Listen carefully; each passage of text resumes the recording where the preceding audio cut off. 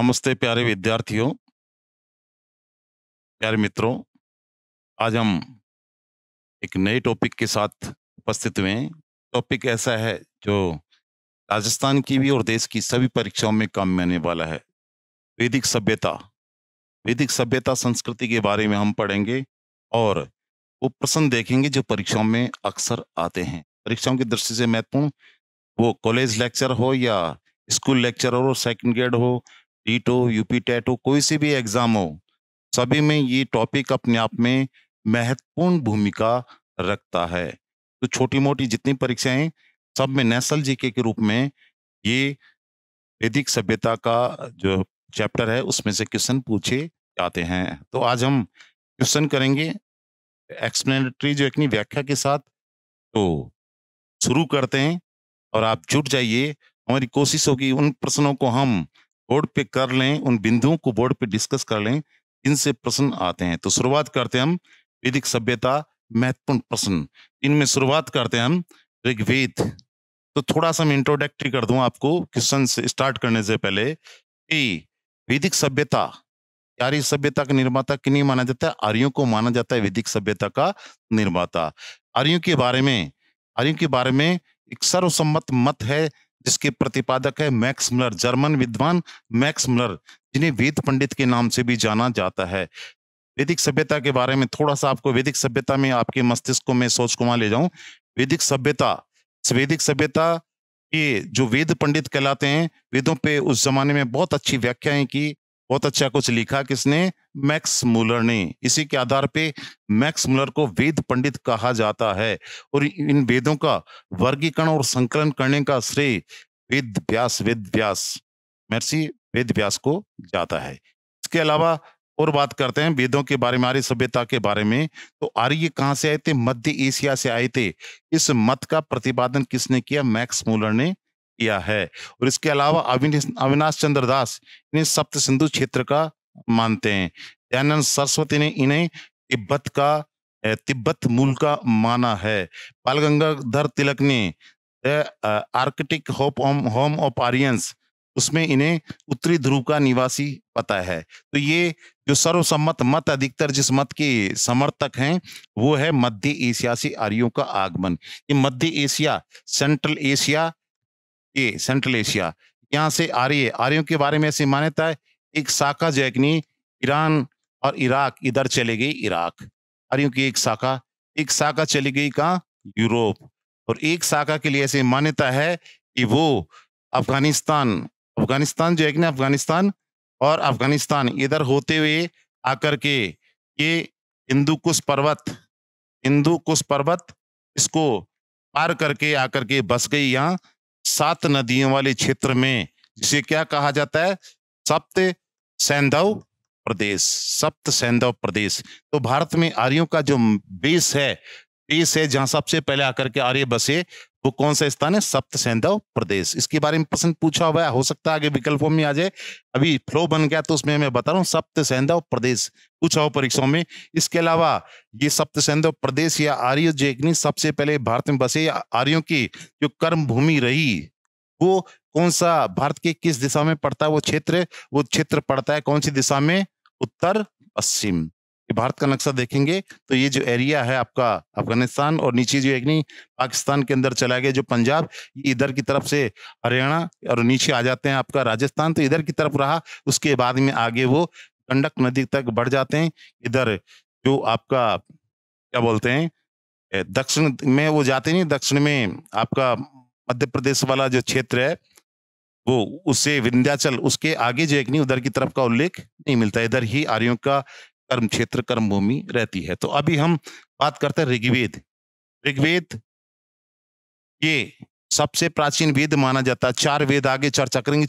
4 वेद हैं, ऋग्वेद है, यजुर्वेद है, सामवेद है, अथर्ववेद। तो अभी बात करें हम किसके? ऋग्वेद में। ऋग्वेद में आर्य शब्द किसका वाचक है? कि तो ये गुणवाचक शब्द है, गुणवाचक। आर्य का मतलब श्रेष्ठ, कुलीन और संस्कार, कुलीन परिवार से, कुलीन वंश का और संस्कार युक्त व्यक्ति जो है वो आर्यों को इस तरीके से व्यक्त किया गया। इसके अलावा आर्य जो है ना, आर्य संसार की मानव की 3 जो जातियां कलर के हिसाब से, पीली, सफेद और काली, उसमें पीली जाति से संबंधित थे, यानी कि गौर वर्ण थे कौन? आर्य।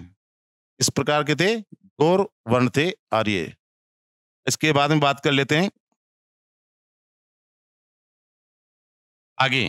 तो इसमें जाति व्यवस्था उस समय विकसित नहीं हुई थी। आर्यों का जो जीवन था, आरंभिक कबीलाई प्रथा थी आर्यों के अंदर, तो जाति नहीं है। व्यवसाय इतना विकसित नहीं हुआ था, ये व्यवसाय का प्रतीक नहीं है। और इसके बाद में धर्म, धर्म का भी उस समय एक ही धर्म था उस समय, और उसके हिसाब से जो है कि ये धर्म से संबंधित भी नहीं है आर्य।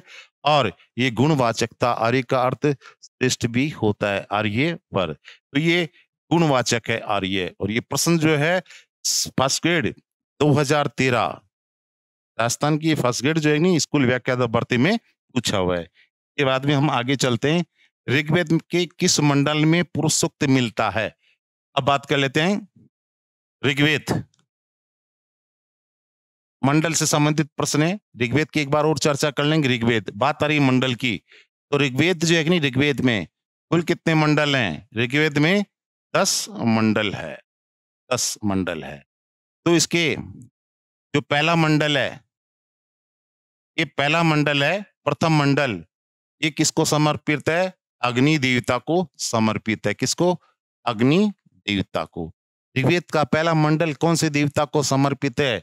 अग्नि देवता को। ऋग्वेद का सर्वाधिक जो ताकतवर जो देवता है, राजाओं का राजा, वो कौन? इंद्र है। सर्वाधिक 250 मंत्र किसकी स्तुति में रचे गए? ऋग्वेद के अंदर इंद्र की स्तुति में। 200 किसके? अग्नि देवता की। इसके बाद में बात करते हैं ऋग्वेद। ऋग्वेद का तीसरा मंडल, इसमें गायत्री मंत्र, इसमें क्या मिलता है? गायत्री मंत्र का उल्लेख मिलता है। किसका? गायत्री मंत्र का उल्लेख मिलता है। फिर उस गायत्री मंत्र की रचना किसने की थी? विश्वामित्र ने, ऋषि विश्वामित्र ने की थी। ऋग्वेद के बारे में और प्रश्न करें तो सातवां मंडल क्या है? सर्वाधिक प्राचीन। ऋग्वेद का सर्वाधिक प्राचीन मंडल इसको माना जाता है, 7वें मंडल को। और 10 राजाओं के युद्ध का उल्लेख किसमें मिलता है? 7वें मंडल में। इसके बाद में बात कर लेते हैं नवा मंडल किसको समर्पित है? सोम देवता को। नवा मंडल किसको समर्पित है? सोम देवता को। अब बात कर लेते हैं पुरुष सूक्त। तो ये जो 10वां मंडल है, 10वां मंडल, इस 10वें मंडल के अंदर क्या मिलता है? इसमें वर्ण व्यवस्था,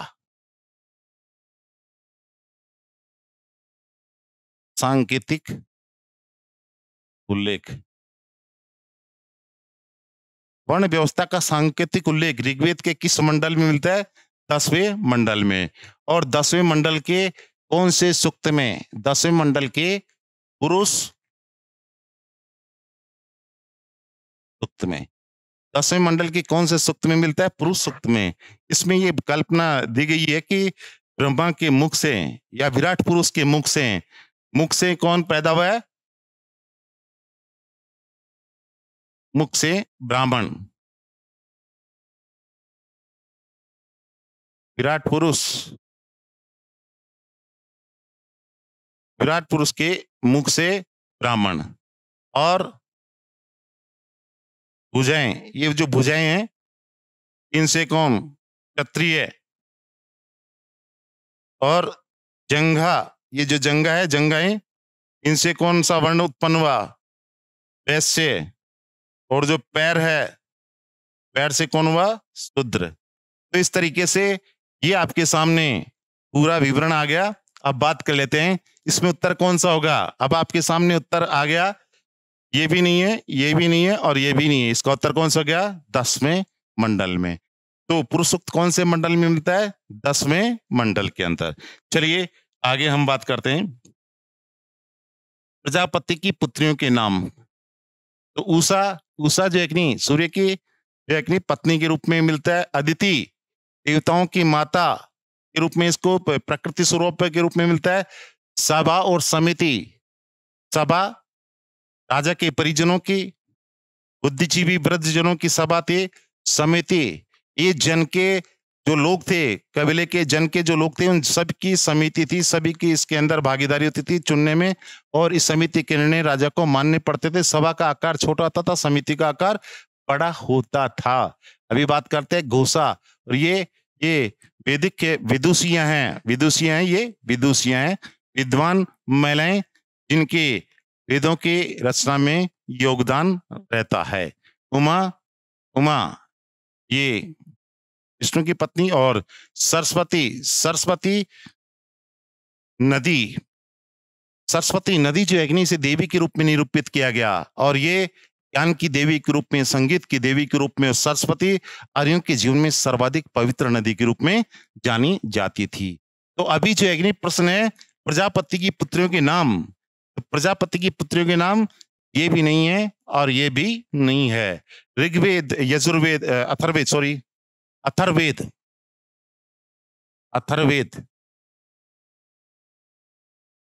इस वेद में प्रश्न आता है, किस वेद में सभा व समिति, इस वेद में सभा व समिति तो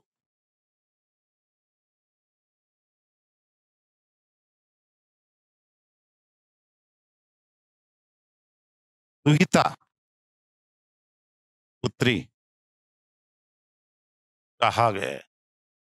इस वेद में सभा व समिति को प्रजापति की दुहिता, गाय दूध दूती थी, गाय का दूध दूती थी पुत्रियां, तो उसके लिए दुहिता शब्द प्रयोग हुआ है। तो प्रजापति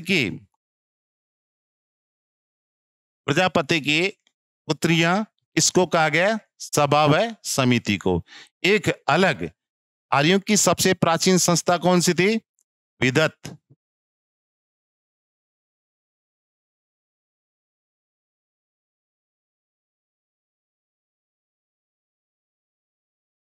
आर्यों की सर्वाधिक विदत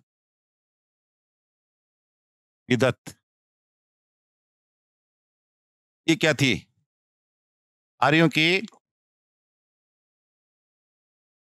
प्राचीनतम संस्था। प्रश्न आता है, आर्यों की प्राचीन संस्था कौन सी थी? विदत। और जो आर्यों की सभा और समिति, सभा व समिति का विकास, सभा व समिति का विकास किससे हुआ है? विदत से ही हुआ है। किससे? विदत से, आर्यों की प्राचीन संस्था। तो अगले क्वेश्चन की ओर चलते हैं आगे। ऋग्वेदिक काल में निष्क क्या था? किसकी इकाई थी? तो ये रजत की भी नहीं थी, स्वर्ण की भी नहीं थी, और भूमि की भी नहीं थी। ये किसकी थी? मूल्य की इकाई। निष्क के बदले में इतना सारा ये चीज, तो एक तरीके से आधार था मूल्य का आंकने का। मूल्य की इकाई थी निष्क। कहते हैं कि ये सोने का गले का हार जैसा गना था। हिरण्यपिंड, ऋग्वेद में हिरण्यपिंड का भी उल्लेख मिलता है, शतमान उसका भी उल्लेख मिलता है, जो ये आगे जाकर के मुद्रा के रूप में काम करते हैं। आगे हम बात करते हैं, निम्न में से कौन सा हिंदू आश्रम व्यवस्था की श्रेणी में नहीं आता है? तो हमारे पूर्वज, हमारे ऋषि मुनि, वो बेहद बड़ी सोच वाले थे। उन्होंने जीवन को, मनुष्य के जीवन को कितने वर्ष का माना? 100 वर्ष का माना। और 100 वर्ष का मान करके उसको 25-25 4 भागों में बांट दिया। और ये क्या किए? 4 आश्रम किए। 4 आश्रम बनाए। साइंटिफिक तरीके से एक समय तय किया गया, कर्तव्य तय की गई कि उसे करना क्या है। इसी को क्या बोलते हैं? आश्रम व्यवस्था। दुनिया में ये अनूठी है आश्रम व्यवस्था। ये अनूठी है आश्रम व्यवस्था। शायद ही किसी धर्म में ऐसी व्यवस्था मिले। इसमें संसार के प्रति बेहद प्रेम और लगाव भी है। तो इस संसार के माया मोह से विरक्ति की भी व्यवस्था है। भौतिक सुखों को भोगने की व्यवस्था भी इस आश्रम व्यवस्था में है। तो फिर भौतिक सुखों से दूर होकर के कल्याण करने की, अपना और उस जनता का कल्याण करने के, और मोक्ष प्राप्ति, इस संसार के माया मोह से दूर होने की व्यवस्था भी दी गई है। तो ये अनूठी व्यवस्था, ऐसी व्यवस्था दुनिया के शायद ही किसी धर्म में देखने को मिले। इस आश्रम व्यवस्था में चार आश्रम। तो सबसे पहला आश्रम है ब्रह्मचर्य आश्रम। ब्रह्मचर्य आश्रम अब 25 साल तक होता है ब्रह्मचर्य आश्रम, और 25 वर्ष 0 से 25, और ये ब्रह्मचर्य आश्रम में प्रवेश कर जाता है व्यक्ति जब यज्ञोपवीत संस्कार से, इससे प्रवेश करता है, यज्ञोपवीत संस्कार से प्रवेश करता है किसमें? ब्रह्मचर्य में। और ब्रह्मचर्य लगभग दी एंड होने की ओर आता है। आदमी की, जो युवक है, उसकी शिक्षा पूरी होती है, और शिक्षा पूरी होने पे इसी आश्रम में एक संस्कार होता है। 16 संस्कार, हमारे जो 16 संस्कार थे भारतीय संस्कृति में, वैदिक संस्कृति में, यहाँ एक संस्कार होता है जिसे बोलते हैं समावर्तन संस्कार। इसको स्नातक संस्कार भी बोलते हैं। स्नान तक, गुरु को स्नान करके विदा होकर के आता है, और उसके बाद में व्यक्ति जो है समाज की इकाई बन जाता है। इतने दिन गुरुकुल में वो जीवन व्यतीत करता है। तो दूसरा जो आश्रम है, इसमें जो हमारे जीवन में जीवन के 4 पुरुषार्थ हैं। पुरुषार्थ कितने? 4। धर्म, अर्थ और काम और मोक्ष। मनुष्य के जीवन में ये 4 पुरुषार्थ हैं मनुष्य के जीवन से संबंधित। तो इस ब्रह्मचर्य आश्रम में जो मुख्य पुरुषार्थ है वो कौन सा है? जिस पुरुषार्थ के लिए काम करता है व्यक्ति? धर्म। धर्म के अर्थ है, धर्म का मतलब कर्तव्य होता है। धर्म का अर्थ पूजा, जो ईश्वर की उपासना है, वो भी धर्म में आ जाती है। तो इसके बाद में दूसरे आश्रम की बात करते हैं हम। ब्रह्मचर्य आश्रम के बाद में अगला जो आश्रम है उसकी चर्चा हम करते हैं।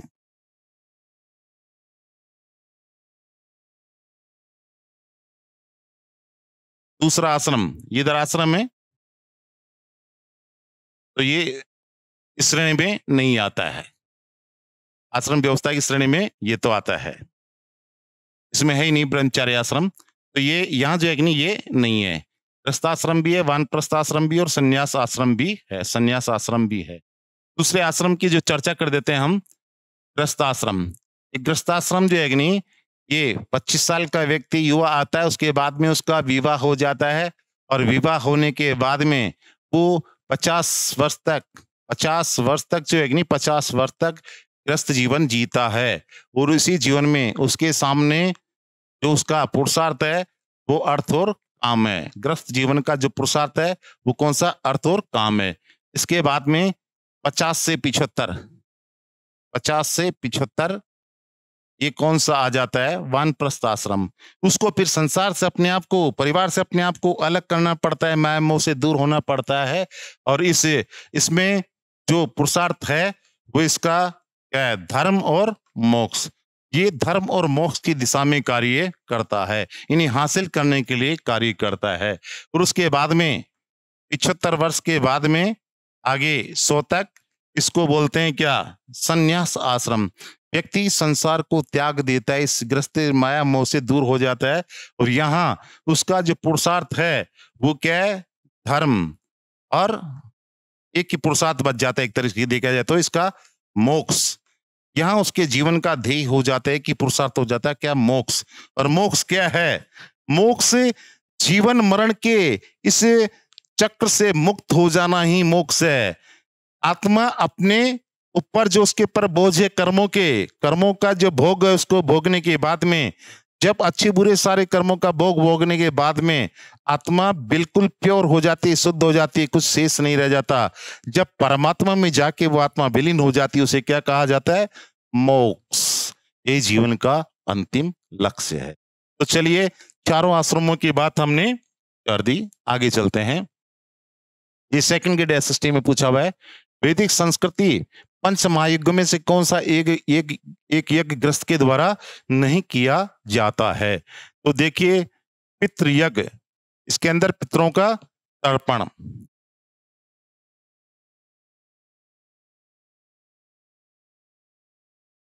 पंच महायज्ञों में है। भूत यज्ञ, सभी जीवों के प्रति दया। देवयज्ञ, देवताओं के प्रति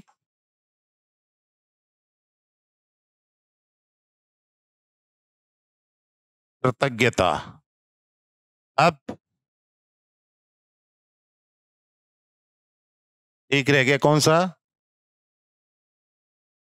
ऋषि यज्ञ, प्राचीन ऋषियों के प्रति कृतज्ञता।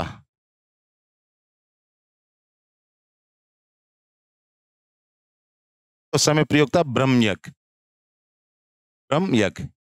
और एक रह गया इसके अंदर, जो कौन सा रह गया? वो रह गया पुरुष यज्ञ, पुरुष यज्ञ।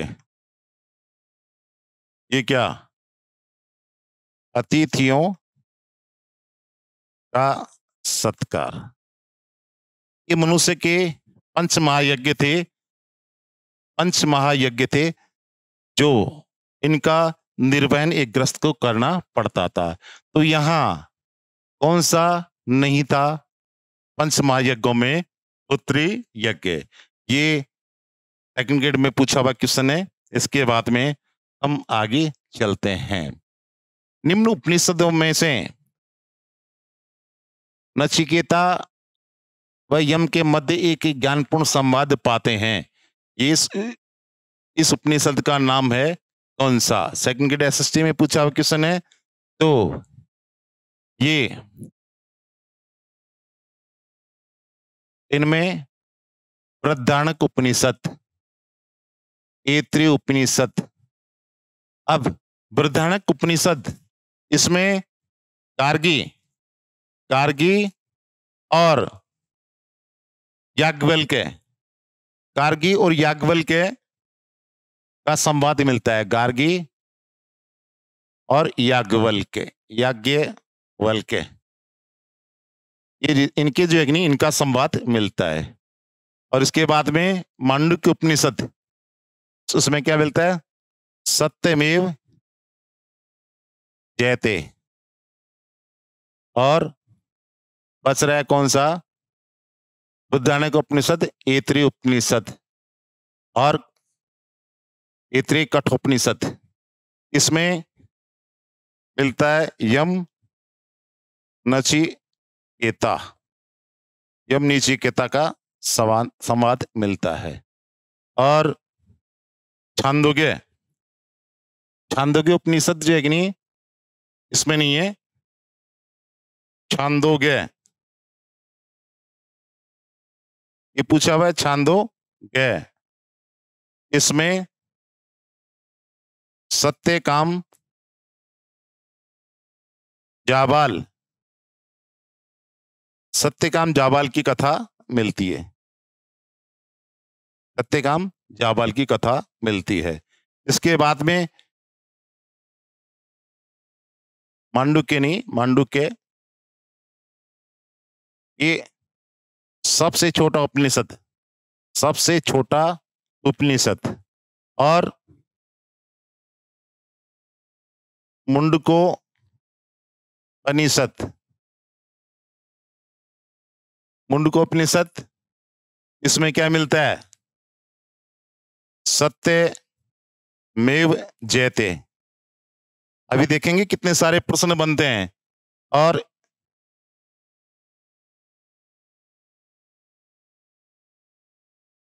कोशित के, इसमें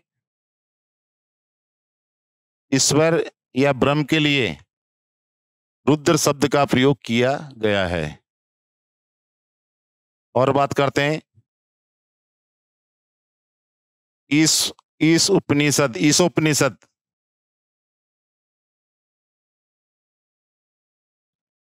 इसमें निष्काम निष्काम कर्म सिद्धांत, निष्काम कर्म सिद्धांत का प्रथम प्रतिपादन, निष्काम कर्म सिद्धांत का प्रथम प्रतिपादन कौन से उपनिषद में मिलता है? ये इसके बाद में हम बात करते हैं राजा की उत्पत्ति, राजा की उत्पत्ति का प्रथम प्रतिपादन। ये हमने लगभग सभी जो एक नहीं उपनिषद, इनकी चर्चा, मुख्य उपनिषदों की चर्चा कर ली। उपनिषदों की संख्या कितनी मानी जाती है? उपनिषद 108। वर्तमान में उपलब्ध कितने माने जाते हैं? 12। उपनिषद क्या है? ये दार्शनिक ग्रंथ हैं। क्या है? दार्शनिक ग्रंथ। उपनिषद क्या है? दर्शन से संबंधित है। भारतीय दर्शन के जनक इनको कहा जा सकता है, पिता कहा जा सकता है। और उपनिषद ये इनमें संकलन किया गया किसका? आरण्यकों का। अब हम बात कर लेते हैं पहले प्रश्न और फिर इनसे प्रश्न कैसे बनते हैं। तो इसमें उपनिषदों में नचिकेता व यम के मध्य एक ज्ञानपूर्ण संवाद पाते हैं। तो यम और नचिकेता का संवाद वो किसमें? ये उत्तर हो गया कठोपनिषद। यम और नचिकेता का संवाद हमें इसमें मिलता है, ये उत्तर हो गया। इसके बाद में प्रश्न कैसे बनते हैं? गार्गी और याज्ञवल्क्य के बीच में जो संवाद हुआ, जो बहस हुई, शास्त्रार्थ हुआ, उसका उल्लेख किसमें मिलता है? बृहदारण्यक में। प्रश्न कितने हैं इसके अंदर देखते हुए जाइए। अब राजा की उत्पत्ति का वैदिक सभ्यता में सबसे पहले प्रतिपादन जो है कि कौन से उपनिषद में किया गया? ऐतरेय उपनिषद में। सबसे छोटा उपनिषद कहते हैं कि 12 वाक्य ये सबसे छोटा उपनिषद कौन सा है? मांडुक्य उपनिषद। अब ये बार बार पूछा हुआ है मुंडकोपनिषद। सत्यमेव जयते कहां से मिलता है? मुंडकोपनिषद से मिलता है। इसके बाद में बात करते हैं यम और नचिकेता का संवाद। यम और नचिकेता का संवाद वो जैकनी कौन से उपनिषद में मिलता है? कठोपनिषद में मिलता है। छांदोग्य सत्यकाम जाबाल की कथा का उल्लेख कहां मिलता है? छांदोग्य उपनिषद में मिलता है। इसके बाद में निष्काम कर्म सिद्धांत गीता में उल्लेख मिलता है, मगर उससे पहले जो है कि नहीं ये कौन से उपनिषद में मिलता है? इसका निष्काम कर्म सिद्धांत जो है कि नहीं कहां प्रतिपादित के सर्वप्रथम प्रतिपादन मिलता है? उसका इस उपनिषद के अंतर्गत मिलता है। इसके बाद में बात कर लेते हैं कौशिक की, इसमें ईश्वर या ब्रह्म को जो है कि नहीं रुद्र के नाम से संबोधित किया गया है। इतने सारे प्रश्न उपनिषद। अब आपको पढ़ते समय क्या करना है कि उपनिषदों के बारे में आपको ध्यान रखना। उपनिषदों के बारे में लगभग सभी परीक्षाओं में प्रश्न पूछे जाते हैं। अगला क्वेश्चन हम चलते हैं। निम्न में से किसकी पूजा ऋग्वैदिक काल में नहीं होती थी? अग्नि, पृथ्वी और वायु, इन सबकी पूजा होती थी। इनकी सबकी पूजा होती थी। इनके बारे में और चर्चा कर लेंगे आगे। यहां लिंग पूजा वेदों में, लिंग पूजा इसका वेदों में कोई उल्लेख नहीं। यानी आर्य लिंग पूजक नहीं थे। ये इसको हमने कहां से ग्रहण किया? कैसे कहते हैं कि हमने ये लिंग पूजा कहां से ग्रहण की? सिंधु घाटी सभ्यता से। शिवलिंग उसी का उदाहरण है। तो आर्यों के जीवन में लिंग पूजा नहीं थी, कोई प्रमाण नहीं मिलते हैं। बाद में हमारे यहाँ भी जो एक नहीं शिव और वैष्णव दो मत रहे। विष्णु के उपासक विष्णु को मानने वाले वैष्णव कहलाते थे, शिव की उपासना करने वाले शैव कहलाते। शिव को अलग संस्कृति मानी जाती थी। तो चलिए बाद में शिव और वैष्णव में संगम हो जाता है गुप्त काल के अंदर। चलिए इसके बाद में बात कर लेते हैं आगे। निम्न में से कौन सा वेद प्राचीनतम माना जाता है? तो देखिए वेदों के बारे में प्रश्न पूछा जाता है परीक्षाओं में। ये सेकंड ग्रेड में पूछा हुआ है, तो आपको भी ध्यान रखना है कि वेदों के बारे में जान ले। और एक चीज है, इस टॉपिक को आप जो भी बुक्स आपके पास में ढंग से पढ़ लीजिए। ये हमारी सभ्यता और संस्कृति को जानने का टॉपिक है, जिसपे हम गर्व करते हैं। हम आर्य होने पे गर्व करते हैं और हमारे धर्म पे गर्व करते हैं, तो ये हमारे धर्म का आधार है। इसके अंदर हमारी संस्कृति का आधार, सांस्कृतिक मूल्य देखने को मिलते हैं, जीवन की पद्धतियां देखने को मिलती है। तो ये हमारे धर्म के आधार रहे ये चारों वेद। प्रश्न ऐसे आ जाए कि हिंदू धर्म का या हमारे वैदिक धर्म का, या अभी जो धर्म हमारा हिंदू धर्म, उसके प्रमुख जो ग्रंथ माने जाते हैं वो कौन से माने जाते हैं? चारों वेद माने जाते हैं। यदि चारों वेद की जगह वेद, जैसे वेद दे दे, रामायण दे दे, महाभारत दे दे, तो उत्तर आपका क्या होगा? वेद होगा। और यदि यदि प्रश्न ऐसे पूछ लिया जाए कि निम्न में से हिंदू धर्म का जो एक नहीं प्रमुख ग्रंथ कौन सा है, तो हिंदू धर्म का प्रमुख ग्रंथ की बात आ जाएगी तो चारों वेदों में उत्तर क्या होगा? ऋग्वेद। चारों वेदों में उत्तर होगा क्या? ऋग्वेद। ये हो गई बात इसकी। अब हम बात कर लेते हैं इनके बारे में कि प्राचीनतम, तो थोड़ा सा वेदों के बारे में चर्चा कर लेते हैं। हो सकता है कि आगे प्रश्न में उसका उत्तर भी आ सकता है। सबसे प्राचीन ऋग्वेद, ये सामवेद, इसमें कई मंत्र, गाए जाने वाले मंत्रों का संकलन है। और क्या खास बात है, ये भारतीय संगीत का जनक, 7 सुर, सबसे पहले सा रा गा मा पा धा नी, वो इसी मिलता है। भारतीय संगीत का जनक कौन है? सामवेद। और क्या खास बात है, सबसे छोटा। और ये चारों वेद कौन सी भाषा में रचे गए हैं? ये चारों वेद, वैदिक साहित्य की रचना कौन सी भाषा में की गई है? संस्कृत। थोड़ी क्लिष्ट थी तो उसको वैदिक संस्कृत भी बोल सकते हैं, वर्तमान प्रचलित संस्कृत से थोड़ी क्लिष्ट थी। अब बात कर लेते हैं सामवेद। यजुर्वेद, यजुर्वेद ये यज्ञ, विधि, विधान, यज्ञ विधि विधान से संबंधित है। इसको गाने वाला, इसके मंत्रों गाने वाला क्या कहलाता था? उद्गाता। चलिए इसके बाद में बात कर लेते हैं ऋग्वेद। ऋग्वेद की बात कर लेते हैं तो यह है सर्वाधिक प्राचीन। सबसे प्राचीन वेद कौन सा है? ऋग्वेद। सबसे बड़ा वेद कौन सा है? ऋग्वेद। और आर्यों की जानकारी का प्रमुख स्रोत कौन सा है? ऋग्वेद। भारतीय धर्म का, हमारे वैदिक धर्म का या हिंदू धर्म का मूल कौन सा है? ऋग्वेद। अथर्ववेद, ये जो है गद्य पद्य, एकमात्र वेद जो गद्य पद्य, इसको क्या बोलते हैं? चंपू शैली। चंपू शैली में रचा गया कौन सा वेद? अथर्ववेद।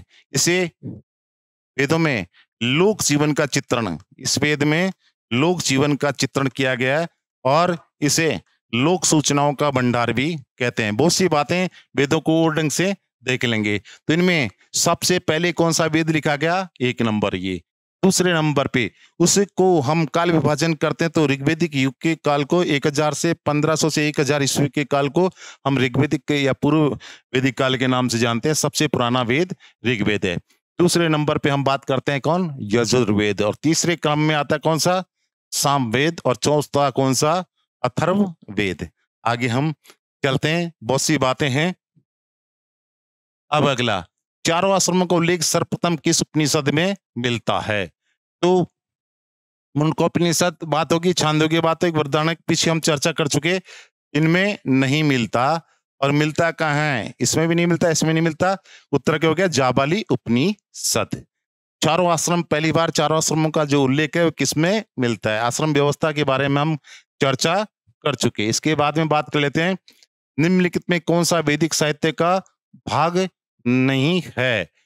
तो वैदिक साहित्य के अंदर वेद, ब्राह्मण, आरण्यक, उपनिषद, ये सब वैदिक साहित्य के अंदर आ जाते हैं।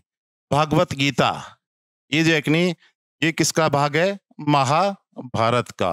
महाभारत का हिस्सा है जहां श्री कृष्ण ने महाभारत युद्ध के समय अर्जुन को जो कर्म उपदेश दिए थे, जो उपदेश दिए थे, उसे वो है भगवत गीता के नाम से जाना जाता है। और उसके रचनाकार कौन है? वेद व्यास। तो ये वैदिक साहित्य का भाग नहीं माना जाता। किसको? इसको भगवत गीता को।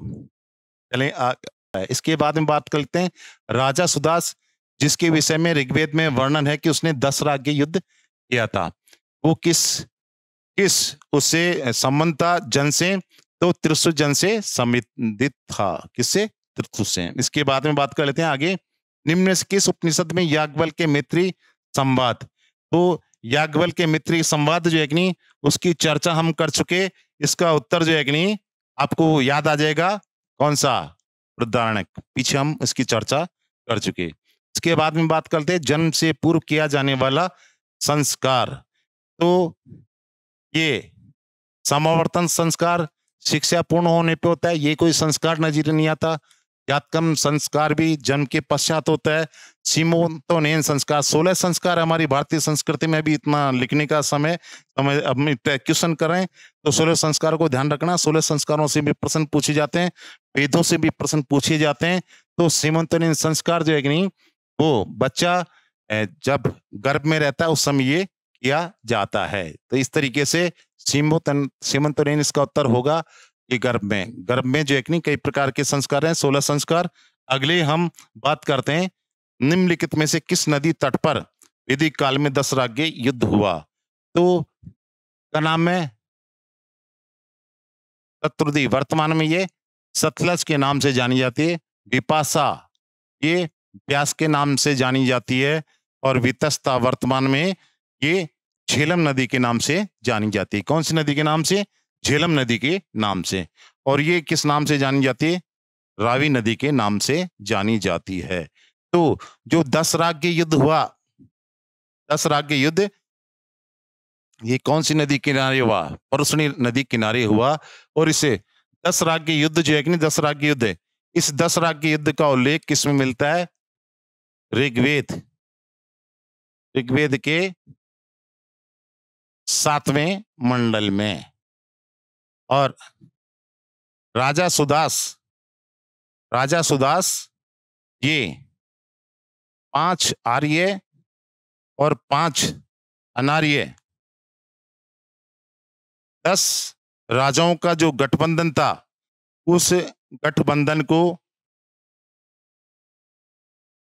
पराजित किया था किसने? राजा सुदास ने। और इस युद्ध का, 10 राज्य युद्ध का कारण क्या था?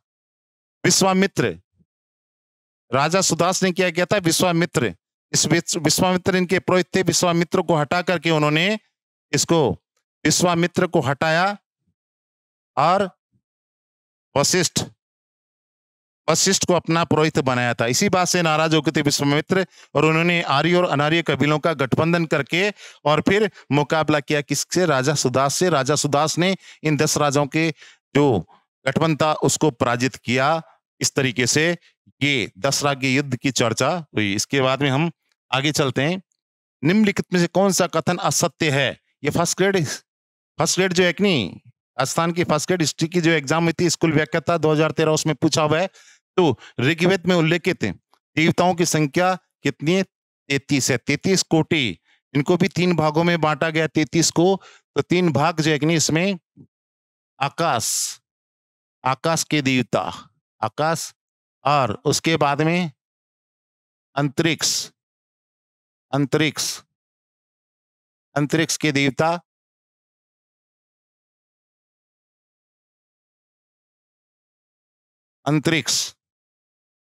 अंतरिक्ष के देवता, और उसके बाद में पृथ्वी के देवता। 3 भागों में देवताओं का वर्गीकरण किया। 33 कुल 33 देवता बताए गए। आकाश का जो प्रमुख देवता है वो किसे बताया गया? सूर्य को। अंतरिक्ष का प्रमुख देवता किसे बताया गया? इंद्र को। और पृथ्वी का प्रमुख देवता किसे बताया गया? अग्नि को। इस तरीके से 33 सही है। ये ऋग्वेद में ये वेदांगों की शिक्षा, वेदांगों की जो संख्या कितनी है? वेदों के अध्ययन के लिए, समझने के लिए 6 वेदांगों की रचना की गई थी। वेदांगों की संख्या कितनी है? 6। तो ये 6 सही है। शिक्षा, कल्प, निरुक्त, छंद, व्याकरण, इस तरीके से 6 हैं ये वेदांग, जिनसे वेदों को समझना आसान होता है। इसके बाद में ऋग्वेद कितने मंडल में विभक्त है? तो ऋग्वेद जो है कि नहीं 6 गलत है। ऋग्वेद जो है कि नहीं 10 मंडल है ऋग्वेद के, तो ये गलत है, इसका उत्तर ये हो गया। ये भी नहीं, ये भी नहीं और ये भी नहीं। चारों आश्रम के विषय में प्राचीनतम मूल्य जापाली उपनिषद में मिलता है, ये भी गलत है और ये भी गलत है। ऋग में असत्य है, देवताओं की संख्या 33 है और चारों आश्रमों के विषय में प्राचीनतम मूल्य जापाली उपनिषद में मिलता है, ये भी सत्य है। तो असत्य क्या है कि ये 10 मंडल जो है कि 10 मंडल, ये 10 मंडल जो है कि उत्तर इसका ये होगा 6, ये असत्य है, ये वाक्य असत्य है। ये भी वाक्य सत्य हो गया, ये भी सत्य हो गया, ये भी सत्य हो गया। असत्य कौन सा हो गया? ये असत्य हो गया। चलिए इसके बाद में आगे, ऋग्वेद में संपत्ति का मुख्य रूप क्या है? तो देखिए उस समय मुद्रा का विकास नहीं हुआ था ऋग्वेद काल के अंदर, और गोधन गायें ही संपत्ति का मापक थी और संपन्नता का मापक थी। जिस राजा के पास में जितनी ज्यादा गायें होती थी उतना ही संपन्न माना जाता था, जिस व्यक्ति के पास में गायें होती थी उतना ही संपन्न माना जाता था, और गाय से मूल्यांकन किया जाता था, एक गाय के बदले में इतनी चीज, यानी गाय जो एक मूल्य का मापक बन गया था। क्या? गोधन। तो ये गोधन जो एक ये संपत्ति का मुख्य रूप था, किसमें? ऋग्वेद के अंदर। इसके बाद में हम बात कर लेते हैं, मैं कवि हूं, मेरा पिता भीषज यानी वैद्य है और मेरी माता अन्न पीसती है। एक ही घर में, एक ही परिवार के अंदर, एक ही परिवार के तीनों सदस्य अलग अलग काम करते थे। ऐसा कोई भेदभाव समाज में नहीं था। पेशे के प्रति, काम के प्रति कोई ऊंच नीच की भावना नहीं थी। तो इस तरीके से कोई जातिगत व्यवस्था भी नहीं थी, वंशानुगत भी नहीं थी। एक तरीके से अपने अपने कर्म के हिसाब से आदमी अपना अपना काम करता था। यह उल्लेख निम्न में से प्राप्त होता है कौन से वेद में? तो अथर्ववेद में भी नहीं, सामवेद में भी नहीं, और ये प्राप्त होता है किसमें? ऋग्वेद के अंदर। अगला हम चलते हैं गायत्री मंत्र। शायद चर्चा आ चुकी होगी। गायत्री मंत्र सब जानते हो, हम भूर्भुवः तस्सवितुर जानते हैं, उसके बारे में बताने की जरूरत नहीं। गायत्री मंत्र है, गायत्री मंत्र की रचना वशिष्ठ ने भी नहीं की, इंद्र ने भी नहीं की, परीक्षित ने भी नहीं की, तो फिर किसने की? विश्वामित्र ने। विश्वामित्र ने। ये कहाँ उल्लेख मिलता है? गायत्री मंत्र का उल्लेख कहाँ मिलता है? ऋग्वेद में। ऋग्वेद में, और ऋग्वेद में भी कहाँ? तीसरे मंडल में। कौन से? तीसरे मंडल में। तो इस तरीके से हमने एक पड़ाव पूरा किया वैदिक सभ्यता के बारे में। दूसरी जो एक टेस्ट लेकर के आ रहे हैं अगले क्लास के अंदर, अगले वीडियो के अंदर। तो दोस्तों कैसा लगी क्लास? तो यदि चैनल पे आप नए हैं तो चैनल को सब्सक्राइब कीजिए और लाइक कीजिए और समर्थन कीजिए। आपको इससे बेटर अगले वीडियो में इससे भी शानदार क्वेश्चन जो विभिन्न परीक्षाओं में, UP TET, C TET, R TET, second grade, अनेक परीक्षाओं में जो आए प्रश्न, उनके साथ हम फिर उपस्थित होते हैं। तब तक के लिए जय हिंद, जय भारत, जय राजस्थान।